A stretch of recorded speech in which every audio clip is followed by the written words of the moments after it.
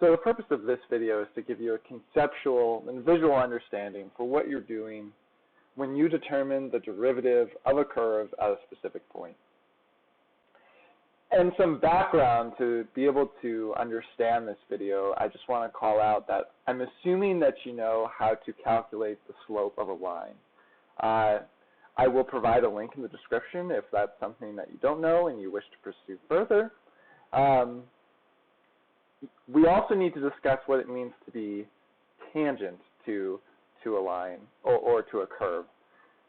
And probably the best way I can demonstrate what it means to be tangent is to show you a picture.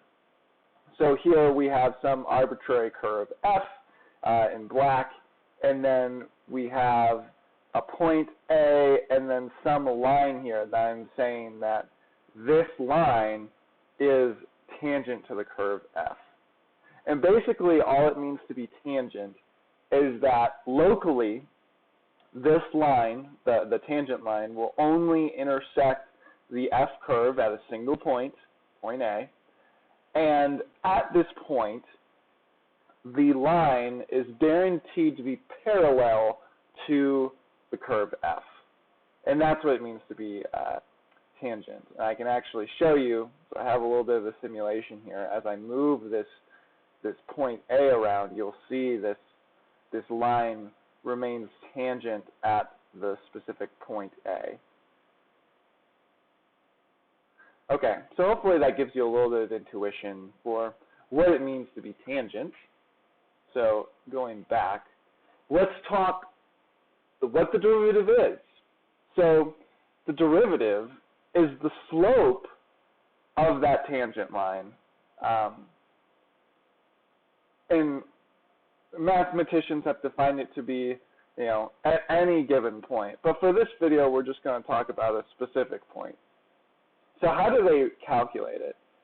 Again, I'm going to give you kind of a visual to demonstrate how they calculate the slope of this line. Okay? So, this is a little odd here. Okay. So what they end up doing is they define multiple points. So they draw another point that's guaranteed to be on the curve f, right? We'll call it B in this instance. And what they end up doing is they calculate that slope. And right now, you might be, Sean, this line is not tangent to the curve at point A. And you'd be correct. So what the mathematicians did is that they said, okay, this clearly isn't very good. But what happens as we let B get closer and closer to A? Well, this calculation for the slope of this line is going to get closer and closer to the slope of the tangent line. And you can actually see that here. This delta x represents the distance between A and B.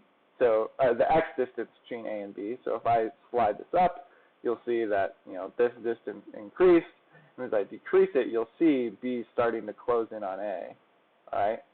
And as you see this close in, you'll see that the slope of this line